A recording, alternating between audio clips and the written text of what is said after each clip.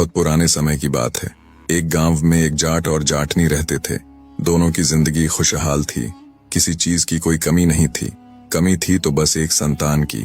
जब भी वे इस बात के बारे में सोचते, उनका मन उदास हो जाता। अक्सर जाट कहता, काश हमारे भी कोई संतान होती। एक दिन जाट के पास बहुत काम था। वह सुबह बिना खाना खाए ही खेत पर चला गया और जाटनी से कहा, दिन में मेरे लिए खाना लेकर खेत पर आ जाना। जाट खेत पर पहुंचकर काम में लग गया। इधर जाटनी ने घर का काम निपटाया और थोड़ी देर के लिए लेट गई।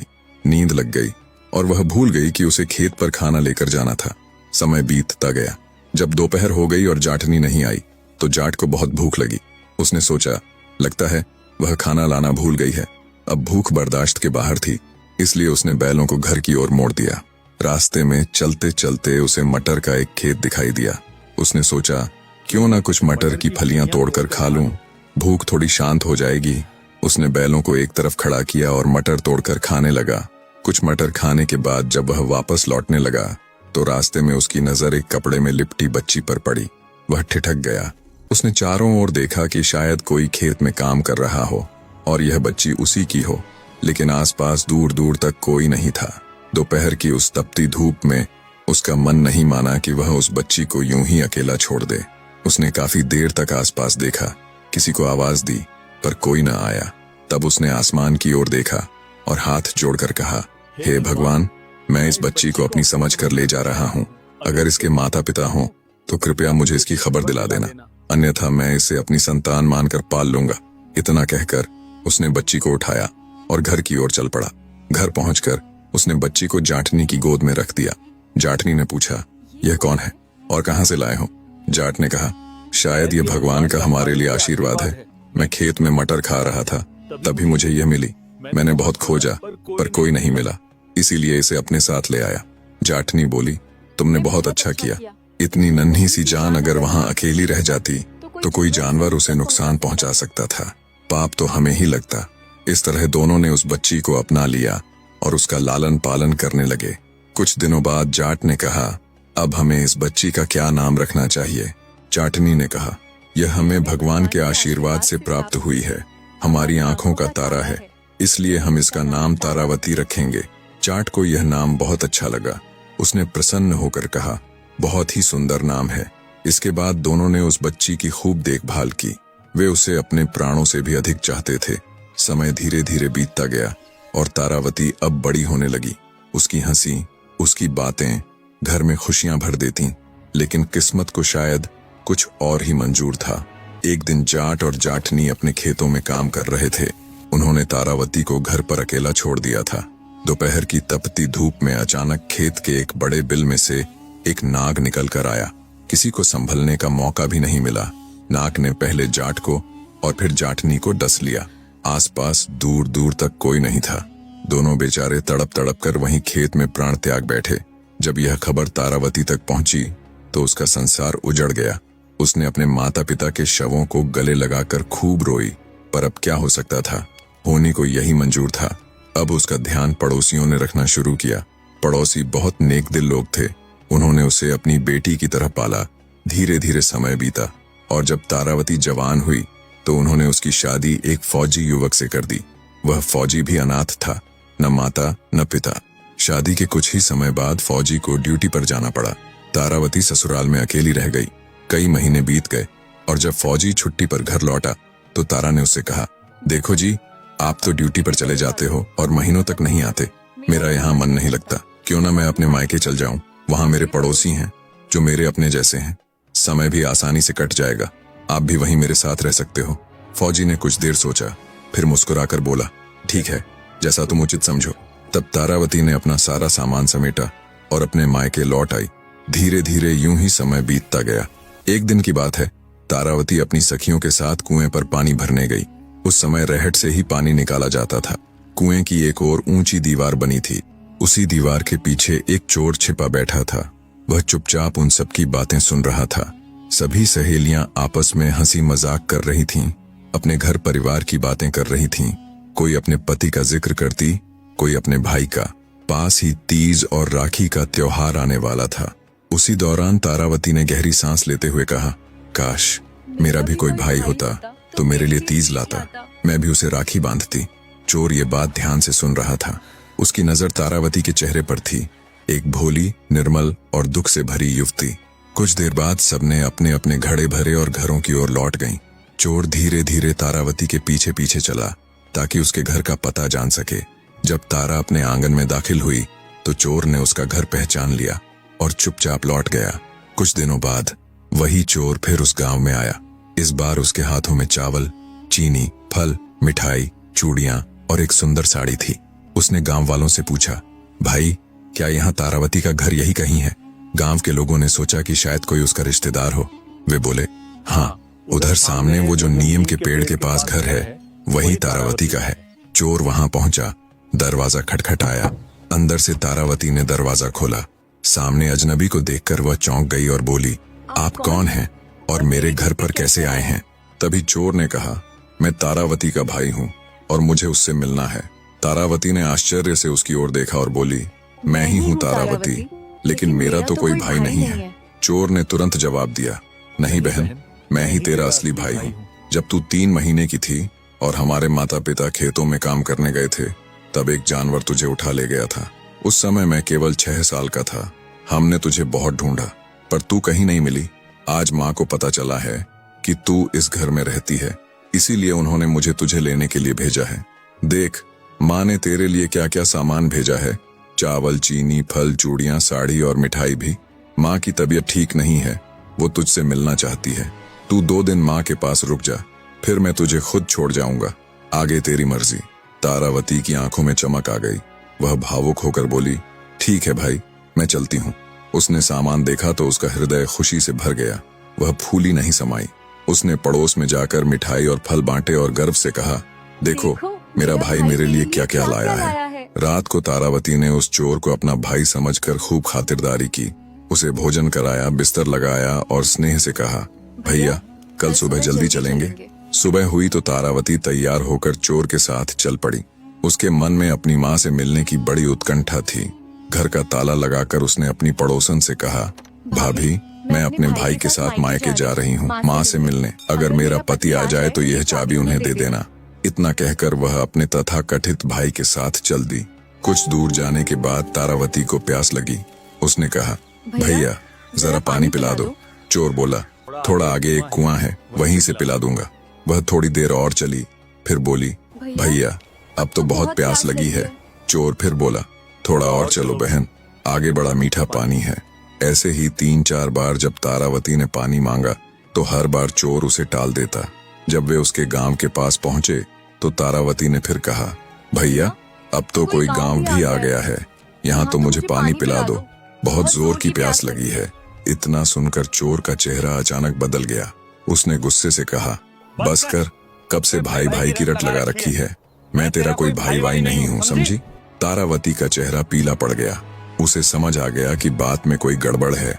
अब तो उसके मन में भय समा गया। थोड़ी देर बाद जब चोर अपने घर पहुंचा तो वहां उसकी माँ खाट पर बैठी थी। उसने अपने बेटे को देखा और बोली, अरे बेटा, तू तो बहुत सुंदर लड़की लेकर आया है, कौन है यह? चोर ने मक्कारी भरी हंसी हंसते हुए कहा, देखो माँ, ये तुम्हारी बहू है। मैं तुम्हारे लिए कितनी सुंदर बहू लाया हूँ। तारावती ने हैरानी से उसकी ओर देखा और बोली, क्या तुमने तो मुझे अपनी बहन कहा था? चोर दुष्ट हंसी हंसते हुए बोला, हाँ, मैंने झूठ कहा था। जब तुम कुएं पर पानी भरने गई थी तभी मैंने तुम्हें देखा था। तुम मुझे बहुत पसंद आई, इसलिए मैं तुम्हें बहाने से यहाँ ले आया। इतना कहते ही 4 और चोर जो उसके भाई थे वहां आ गए। उनमें से एक का नाम कान्हा था। सबने तारावती को देखा तो उसकी सुंदरता देखकर एक दूसरे से कहने लगे, मैं इससे शादी करूंगा। नहीं, मैं करूंगा। चारों आपस में झगड़ने लगे। तभी उनकी माँ ने कहा, अरे इस लड़की के लिए आपस में मत लड़ो, तुम सब चोरी करते हो ना।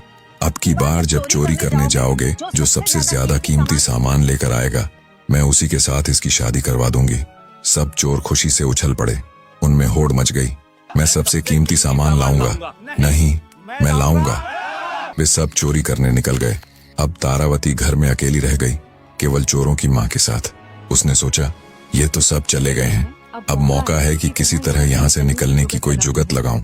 एक दिन चोरों की माँ ने मुस्कुराते हुए कहा, बिटिया, तू तो बहुत सुंदर है, तेरे बाल कितने लंबे, काले और घने हैं, तू ऐसा क्या करती है? तारावती ने धीरे से मुस्कुरा कर कहा, कुछ नहीं अम्मा जी, मैं बस अपने शरीर और बालों का थोड़ा ध्यान रखती हूँ। आइए मैं आपके भी बाल बना दूं।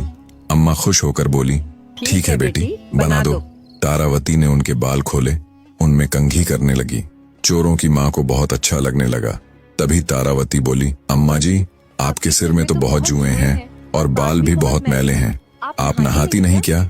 चलिए मैं आपको नहला देती हूँ। चोरों की माँ हंसकर बोली, चलो बेटी, आज तुम ही नहला दो। तारावती ने तुरंत चूल्हे में आग जलाई। एक बड़े भगोने में पानी भरकर उसे गर्म होने के लिए रख दिया। जब पानी खूब उबलने लगा तो उसने धीरे से कहा, अम्मा जी, आपके नहाने के साफ कपड़े कहाँ रखे हैं? चोरों की माँ ने बताया, अंदर संदूक में रखे हैं, ये लो मेरी चाबी। यह कहते हुए उसने अपनी कमर में बंधी चाबी खोलकर तारावती को दे दी। तारावती अंदर गई और जब संदूक का ताला खोला तो देखकर दंग रह गई। अंदर सोने चांदी के गहनों और रुपयों का ढेर लगा था। वह पल भर को अवाक रह गई, पर अपने भावों को छिपा लिया। उसने चुपचाप चोरों की माँ के नहाने के कपड़े निकाले और उन्हें लेकर बाहर आई। फिर उसने चारपाई की ओट में बुढ़िया को नहलाना शुरू किया। पहले उसने थोड़ा हल्का गुनगुना पानी उसके शरीर पर डाला। चोरों की माँ को अच्छा लगा और वह मुस्कुराई, अरे बेटी, कितना बढ़िया पानी है, तन को राहत मिल रही है। लेकिन अगले ही क्षण तारावती ने भगोने का पूरा उबलता हुआ पानी बुढ़िया पर उड़ेल दिया। एक भयानक चीख निकली, आओ! बुढ़िया तड़पने लगी, दर्द से कराह उठी और कुछ ही क्षणों में वहीं दम तोड़ दिया। तारावती ने शांत मन से उसे साफ कपड़े पहनाए, चारपाई पर लिटाया और ऊपर से चादर ओढ़ा दी। देखने में ऐसा लग रहा था मानो वह गहरी नींद में सो रही हो।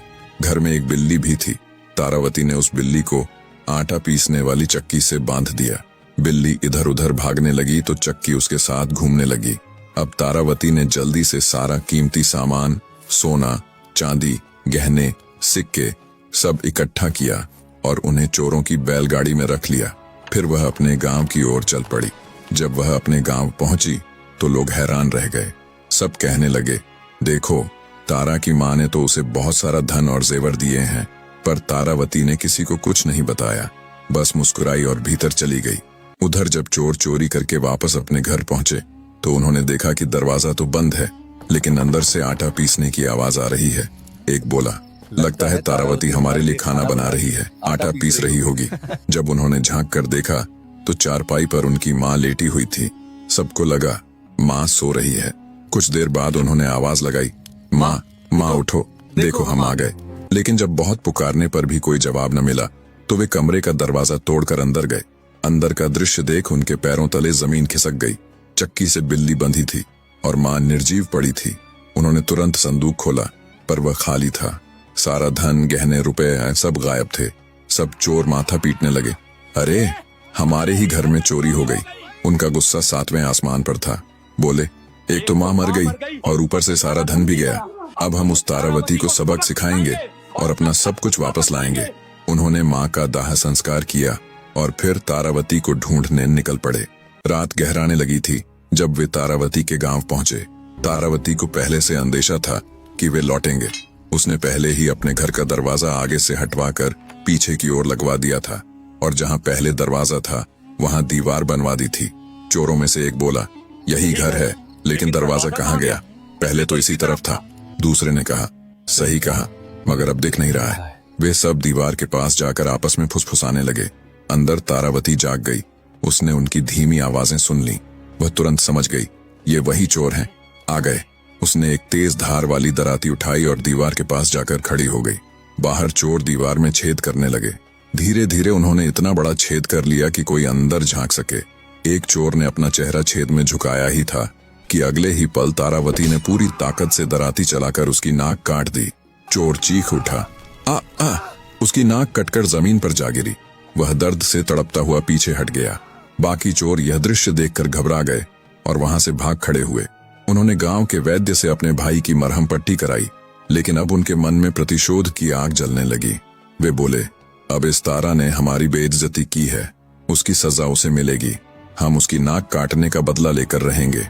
अब की बार उन्होंने तारा के घर का असली दरवाजा ढूंढ लिया। रात गहरी थी जब वे चुपचाप उसके घर पहुंचे। तारा गहरी नींद में थी। उन्होंने उसकी चारपाई समेत ही उसे उठा लिया और सर पर रखकर जंगल की ओर चल पड़े। थोड़ी ही दूर गए थे कि हल्की हल्की बारिश शुरू हो गई। बारिश की बूंदें तारा के चेहरे पर पड़ी तो उसकी नींद खुल गई। उसने आंखें खोलीं, चारों ओर देखा और तुरंत समझ गई ये वही चोर हैं। वह सोचने लगी अब क्या करूं। तभी उनकी चारपाई एक बरगद के पेड़ के नीचे से गुजरी। तारावती ने झट से पेड़ की एक मोटी शाख पकड़ ली और ऊपर चढ़ गई। पीछे चल रहे एक चोर ने देखा तो बोला, अरे भाई, लड़की तो पेड़ पर चढ़ गई है। बाकी चोर बोले, तुझे बहुत दिखता है अंधेरे में, हम क्या पागल हैं जो तेरी बातों में आए। और फिर कहानी ने अगला भयावह मोड़ लिया। तब आगे चोर ने कहा, एक बार देखो तो सही। चोरों ने चारपाई को नीचे उतार कर देखा तो तारावती सचमुच उस पर नहीं थी। अब उन्होंने पेड़ पर देखा तो उन्हें अंधेरे में कुछ भी दिखाई नहीं दिया। एक चोर बोला, देखो भैया, वो बैठी है। बाकी चोरों ने उससे कहा, तेरी नजर अगर इतनी ही तेज है तो तू ही ऊपर चढ़ और उसे नीचे लेके आ, फिर हम सब उसे बताएंगे। चोर ऊपर चढ़ गया। जब वह पत्तों में छुपी हुई तारावती के पास पहुंचा तो तारावती ने चोर के मुंह पर ऐसी जोरदार लात मारी कि उसकी जीभ दांतों के बीच आ गई और वह धड़ाम से नीचे गिर पड़ा। उस बेचारी की जीभ कट गई और वह दर्द से कराहता रहा। बाकी भाइयों ने कहा, हमने कहा था ना कि वह वहां पर नहीं है, हमें तो कुछ दिखाई ही नहीं देता। चोर रोते हुए इशारों में बताने लगा, भाई, उसी ने मुझे लात मारी है, ऊपर ही बैठी है। बाकी लोग सोचने लगे कि यह कोई भूत प्रेत की बात कर रहा है। साफ साफ कुछ नहीं दिख रहा था। सभी डर कर वहां से भाग गए। बाद में जब उन्होंने अपने बेचे हुए भाई की जीभ कटने की बात सुनी तो वैद्य से दवा करवाई। जब वह ठीक हुआ तो पांचों भाई फिर एक रात तारावती के घर में आए। उन्होंने देखा कि तारावती गहरी नींद में है। वे चुपचाप अपना चोरी का सामान गठरियों में बांधने लगे, पर तारावती की नींद खुल गई और उसने सारा मंजर देख लिया। एक धारदार कुल्हाड़ी लेकर वह चुपके से दरवाजे पर खड़ी हो गई। जब चोर सारा सामान लेकर एक एक करके घर से निकलने लगे तो तारावती ने एक एक करके कुल्हाड़ी से उन सब पर प्रहार किया और उन्हें मार गिराया।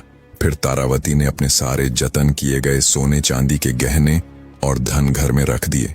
उसके बाद उसने 5 चादरें निकाली। एक एक कर प्रत्येक मरे हुए चोर को कसकर चादर में बांधा और गठरियां बनाकर रख दिया। तारावती के गांव में रोज एक फकीर आता था जो घर घर के सामने दुआ मांगता और बदले में लोग उसे कुछ रुपये दे देते। जब वह फकीर तारावती के घर के सामने आया तो तारावती ने उससे पूछा, बाबा जी, आप दिन भर में कितने रुपए कमा लेते हो? फकीर ने कहा, बेटी, मैं एक दिन में लगभग 50-56 ही कमा पाता हूँ। तारावती ने कहा, बाबा, मेरे सामने एक जादूगर जैसा आदमी बहुत तकलीफ देता है। आज मैंने बड़ी मुश्किल से उसे पकड़कर एक गठरी में बांध दिया है। क्या कोई ऐसी जगह है जहाँ से वह वापस ना आ सके? अगर आप उसे वहाँ फेंक दें तो मैं आपको 500 रुपया दूंगी। फकीर के मन में लालच आ गया। उसने मन ही मन सोचा, 500 रुपये तो बहुत हैं, इतना तो मैं कई दिनों में भी नहीं कमा पाता। वह बोला, लाओ बेटी, इस जादूगर के बच्चे को मैं अभी नदी में फेंक कर आता हूँ। तारावती ने गंभीर स्वर में कहा, पर बाबा, ध्यान रखना, इसे किसी गहरी जगह ही फेंकना। अगर पानी कम हुआ तो ये फिर वापस आ जाएंगे। फकीर बोला, बेटी, तुम चिंता मत करो, मैं ऐसा ही करूंगा। फकीर ने वह गठरी उठाई जिसमें तारावती ने एक चोर को बांध रखा था। वह उसे लेकर नदी किनारे गया और बिना देर किए वह गठरी नदी में फेंक दी। फिर संतोष से मन ही मन बोला, अब यह कभी लौट कर नहीं आएगा। इसके बाद वह 500 रुपये का इनाम लेने तारावती के पास लौटा। लेकिन जैसे ही उसने घर के आंगन में कदम रखा, उसकी नजर पड़ी, वहां वैसी ही एक और गठरी रखी थी। उसके बोलने से पहले ही तारावती बोली, देखा बाबा, मैंने कहा था ना, इसे ऐसी जगह फेंकना जहां से ये वापस ना आ सके। पर ये तो फिर लौट आया। फकीर की आंखें फटी की फटी रह गईं। उसने गठरी देखी और सोचने लगा, ये कैसे हो गया। फिर बोला, बेटी, लगता है मैं उतनी गहरी जगह पर नहीं फेंक पाया। इस बार मैं इसे और गहरे पानी में फेंकूंगा। वह फिर गठरी उठा ले गया और पहले से ज्यादा दूर और गहरे हिस्से में उसे फेंक दिया। वापस आया और बोला, लो बेटी, अब तो काम पूरा हुआ, अब कोई नहीं लौटेगा। पर तारावती ने तीसरी गठरी लाकर रख दी और मुस्कुराकर बोली, देखा बाबा, ये तो फिर वापस आ गया। लगता है आप इसे गहरी जगह पर नहीं फेंकते हैं। फकीर को अब गुस्सा आ गया। बोला, अब की बार मैं इसे ऐसी जगह फेंकूंगा जहां से खुद यमराज भी इसे न निकाल सके। वह फिर गठरी उठाकर नदी किनारे पहुंचा और पूरी ताकत से उसे बहुत गहरे पानी में फेंक दिया। इस तरह वह 4 बार गठरियां फेंक चुका था। हर बार लौट कर देखता, एक वैसी ही गठरी तारावती के पास रखी होती। अब 5वीं बार जब वह एक गठरी उठाकर नदी की ओर गया, तभी संयोग से एक पंडित स्नान कर चुका था और राम राम करता हुआ घर लौट रहा था। फकीर ने उसे देखा और समझ बैठा कि यही वह जादूगर है जो बार बार लौट आता है। वह चिल्लाया, अब की बार नहीं बच पाएगा, और पंडित को पीछे से पकड़ा और सीधा नदी में धकेल दिया।